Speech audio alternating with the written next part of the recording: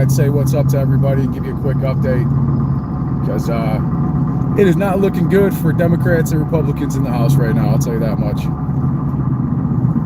You know, Democrats need 60 votes in order just to begin voting on this voting rights bill. You know, and activists are really pushing for climate provisions on this thing. There's a lot of scrutiny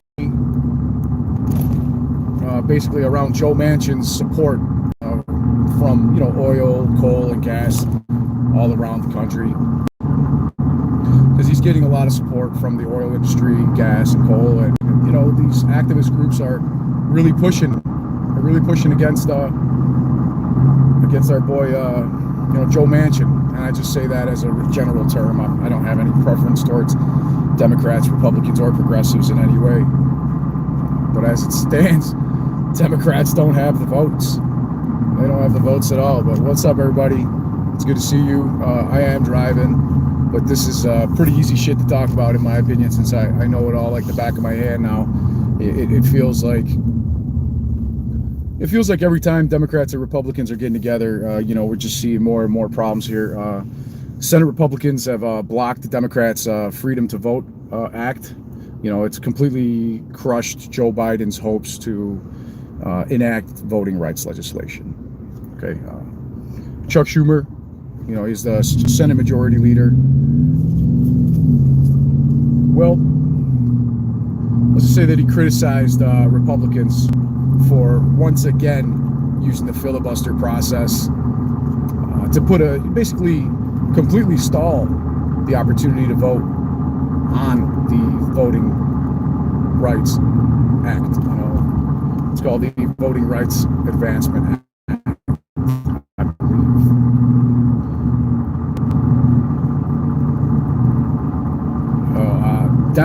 Democrats are not exactly going to give up on what they're working on here. They're really trying hard to get these climate provisions pushed through. And with the climate provisions that Democrats and progressives are trying to push, there's no backing down for progressives. You've already heard that, you know, seen Bernie and other people, for example, completely fight against Pelosi a couple of weeks ago when she was threatening to pull some of these climate provisions. You know, and to say that Chuck Schumer plans to bring up voting on this, what is it called, the John Lewis Voting Administrative Act, John Lewis Voting Rights Advancement Act, I believe it is. So we've definitely seen a big problem here. So Democrats need 60 votes, and they tried to invoke cloture, and Republicans turned it down. It was another day of arguing in the Senate. It's starting to look like something honestly out of like Hamilton the musical, like something that happened way back when this country was first being put together. You know, at the end of the day, Senate Republicans their move to filibuster has led to calls for reform from progressive groups and voting rights activists to change the rules and regulations on the filibuster. However, Schumer doesn't have the votes. Schumer doesn't have the votes to change or eliminate the filibuster, which allows Republicans to block legislation without support of 60 senators in a chamber that's split 50-50. Joe Manchin and Kyrsten Sinema have opposed the reform, and Schumer needs the support of the entire Democratic caucus to proceed with reforming filibuster. So they're not going to be able to get away from the situation at hand by trying to change the filibuster regulations, because we already know that neither Sinema nor Manchin are in agreement. They're both strongly opposed to changing the filibuster regulations. On top of that, White House plans to start giving kids vaccines for 5 to 11-year-olds soon. That's not great in my opinion. I think that this federal mandate by the Biden administration, in part to other things, but in majority caused 4.1 million people to quit their jobs. It caused 4.1 million people to quit their jobs in last month. And how many more do you think are going to get fired or quit? 1/3 of the entire Chicago police force is unvaccinated, and the Chicago Union president the Chicago police chief has been silenced entirely. He cannot legally say a thing about vaccinations currently. So they've kind of got their hands tied. And at the same time, you've got Manchin calling to eliminate the clean electricity bill. I think it's called the Clean Electricity Performance Program. I think it is. And that has really sparked outrage from activist groups and just people all around the country, including inside the Senate. But at the end of the day, they're not invoking cloture. They just today lost a vote. I think it was 51-49 saying nay, of which they need 60 votes of yay in order to have a vote for cloture. So today was kind of the beginning of the end, in my opinion, for December. We're not going to see these fucking guys keep this going much longer. And in my opinion, the Democrats should be extremely concerned. They should be extremely fucking concerned, because there's not going to be any movement from the Republican Party on this one, at least not without some major concessions. And even if there is concessions in these climate bills, there will be a big fight against it from progressives. So if Democrats manage to get a couple Republicans, they're going to lose progressives as well. So we've got a whole plethora of problems, but at the end of the day, and gentlemen, you could have been anywhere in the world. This reminds me of one of my favorite fucking songs, my favorite musical of all time, Hamilton. The issue on this is what's going on right now. Secretary Hamilton's plan to assume state debt and establish a national bank. Secretary Jefferson. The United States debt is fucked. Plain and simple. Life, liberty, and the pursuit of happiness. We fought for these ideals, we shouldn't settle for less. These are wise words, enterprising men quote them. Don't act surprised, you guys, cause I wrote them. Ow, but Hamilton forgets. His plan would have the government assume state debts. Now place your bets as to who that benefits. The very seat of government where Hamilton sits. Not true. Ooh, if the shoe fits, wear it. If New York's in debt, why should Virginia bear it? Our debts are paid, I'm afraid. Don't tax the South, cause we got it made in the shade. In Virginia, we plant seeds in the ground. We create. You just want to move our money around. This financial plan is an outrageous demand, and it's too many damn pages for any man to understand. Same shit, different year. In the land of the free. Pray to God we never see Hamilton's candidacy. Look, when Britain taxed our tea, we got frisky. Imagine what gon' happen when you try to tax our whiskey. Thank you, Secretary Jefferson. Secretary Hamilton, your response. Thomas, that was a real nice declaration. Welcome to the present, we're running a real nation. Would you like to join us? Or staying mellow, doing whatever the hell it is you do in Monticello? If we assume the debts the union gets, a new line of credit, a financial diuretic, how do you not get it? If we're aggressive and competitive, the union gets a boost, you'd rather give it a sedative? A civics lesson from a slaver. Hey neighbor, the debts are paid because you don't pay for labor. We plant seeds in the South, we create, they keep ranting. We know who's really doing the planting. And another thing, Mr. Age of Enlightenment, don't lecture me about the war, you need to fight in it. You think I'm frightened of you, man? We almost died in the trench. Well, you were off getting high with the French. Thomas Jefferson always hesitant with the president's medicine. There isn't a plan he doesn't jettison. Medicine, you mad as a habit, so take your medicine. Damn, you in worse shape than the national debt is in. Sitting there useless as two shits. Hey, turn around, bend over, I'll show you where my shoe fits. Excuse me. Madison, Jefferson, take a walk. Hamilton, take a walk. We're gonna reconvene after a brief recess. Hamilton, sir. Here it comes. You don't have the votes. You don't have the votes. You're gonna need professional approval and you don't have the votes. Such a blunder, sometimes it makes me wonder why I even bring the thunder. Why he even brings the thunder? You gotta pull yourself together. Same shit, different year. different century. They've been arguing about the same fucking debt ceiling bullshit for so long now, since the beginning of this country. And nothing's going to change that. They're not just going to abolish the need for Republican approval. They're not going to, make it so that a filibuster is not possible. That would give way too much power to the party, whichever party has the majority at the time. Like I stated earlier, Dems need 60 votes to begin voting on the just to begin the debate on the voting rights bill. Okay, activists are pushing for climate provisions. Joe Manchin is seeing increasing scrutiny from his support from oil, gas, and coal. Democrats are requesting paid family leave, even, to remain in the Biden package. So Democrats are fighting paid family leave to be part of this Biden, infrastructure package. Have you guys not realized that the infrastructure package is only about 10% infrastructure and the other 90% is socialist programs? I'm not either for or against them at this moment. I think whatever's best for our country is what we should do. I just can't say I know what is right and what is wrong in general, but Democrats and progressives are not backing down on the climate provisions, paid family leave, Medicare, Medicaid. Senate Republicans blocked the Democrats' Freedom to Vote Act, and they've completely crushed Joe Biden's hope to enact a national voting rights legislation. The Senate Majority Leader, Chuck Schumer, has criticized the Republicans for once again using the filibuster to cancel the voting rights legislation. All right, and at the same time, they're saying that Democrats aren't going to give up.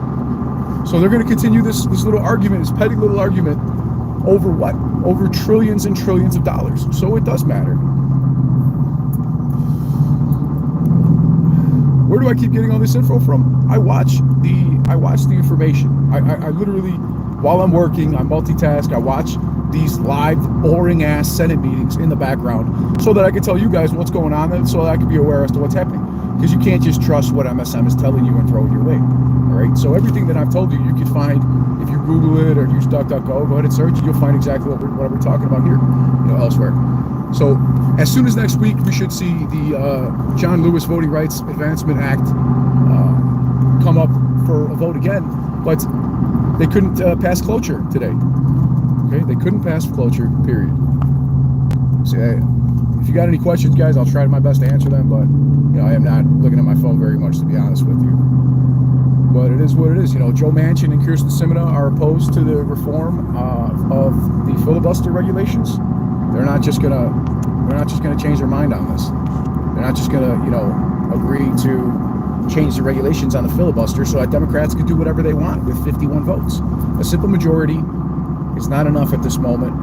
Democrats need all 60 senators, of which the chamber is split 50-50. So at the end of the day, they don't have the fucking votes. And I guess I'm okay with that, because the way that our entire economic structure currently is, when you combine it with the supply chain issues that we're having, and the artificial printing of money, the amount of people that are getting, wrongfully laid off or fired from their jobs due to a vaccine mandate that is making the supply chain issues even worse by keeping, truck drivers, police, medical, workers out of a job. It's not looking good for the future of our country or our world economy, our global economy right now in general. You got China Evergrande bonds that are tanking, and we're all very well aware of this. If you're not aware, Evergrande has missed its most recent debt note payment. They're done. They're fucking toast. Evergrande is toast. They're not going to repay the 130 banks that owe them money. It's just not happening. So that being the case, we have the right to vote. However, these voting rights bill has a lot of stuff that should really concern us as Americans. Both my mother and father were immigrants to this country. Both became citizens, and I was born here, luckily and thankfully. And I think I won the lottery in a sense, as did many other people that were born here. But that being the case, some of the things going on with this voting rights bill are pretty sketchy. And as much as I'm for immigrants and everybody voting, I'm a little concerned that there could potentially be some people that are doing nefarious things or possibly even committing voter fraud, either towards either party. It doesn't matter which party, any party whatsoever, because of the way that it enables people to basically vote on the last day, register for voting on the day of voting with minimal paperwork, minimal ID required. I think maybe even without ID. So when you combine that with everything else that we're seeing, then you've got over-leveraged banks and holding companies around the world that have a total of $426 trillion in total derivatives, both with a positive and a negative fair value. However, where that becomes a problem is that the majority of that stuff is rehypothecations of the same mortgage-backed securities, collateralized debt obligations, super senior synthetic convertible notes, and CDOs, MBSs that we've seen for decades, that were the direct highlight and cause of the 2008 market crash, when we had about 1/4 of this amount of total derivatives. So at the same time, even though a lot of them have an increase in notional positive fair values, a majority of them, well, when they do lose their positive fair values due to the reduction, due to the shrinking economy and stock market and real estate markets that we're currently seeing, a lot of those positive fair values will be lost, and they'll be left over with increasing negative fair values, turning unrealized notional liabilities into realized losses.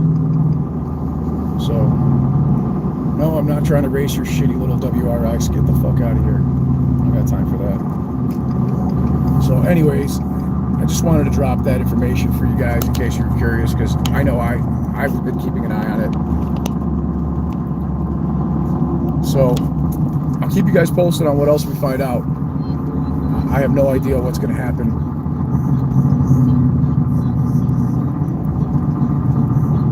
I have no idea what's going to happen exactly in the Senate next, but I don't see an agreement happening anytime soon. This debt ceiling crisis is serious, and everybody should be taking it serious. To anybody who thinks that, oh, they'll just pass it at the last second like they always do, I think is very naive or unwilling to realize that the top 0.1% does not care whether other people are whether the economy is hurt or whether, as long as they're positioned properly, that's all that matters to them.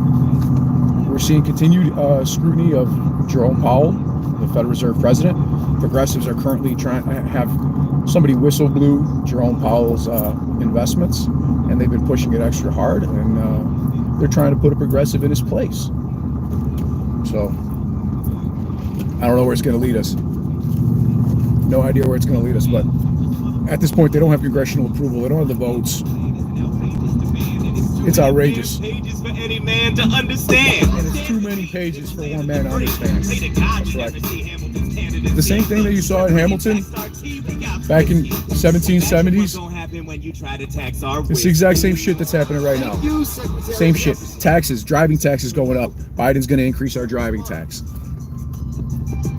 Thomas, that was a real nice declaration. Welcome to the present. We're running a real nation. Would you like to join us? Or stay mellow, doing whatever the hell it is you do in Monticello. If we assume the debts the union gets, a new line of credit, a financial diuretic, how do you not get it? If we're aggressive and competitive, the union gets a boost. You'd rather give it a sedative? A civics lesson from a slaver. Hey neighbor, your debts are paid because you don't pay for labor. We plant seeds in the south, we create and keep ranting. We know who's really doing the planting. And another thing, Mr. Age of Enlightenment, don't lecture me about the war, you didn't fight in it. You think I'm frightened of you, man? We almost died in the trench. Well, you were off getting high with the French. Thomas Jefferson always hesitant with the president. Medicine, there isn't a plan he doesn't jettison. You guys should be really concerned. You guys should be really, make sure that you're properly invested. I'm not a financial advisor. I'm just a business owner, an American that cares enough to want to share information that I've been following for a long time that I think is very important for people to know.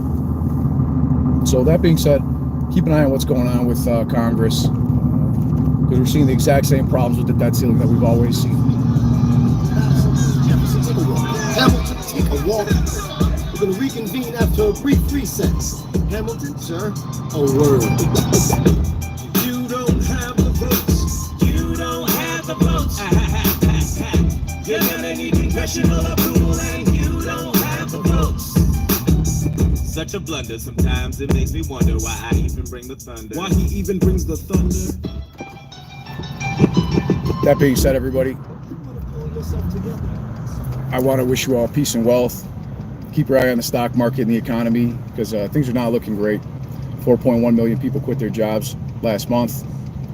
The stock market is at record all-time highs. Bitcoin hit an all-time high. You should be aware of what's happening right now, and prepare yourself. So peace and wealth, and good luck to you guys.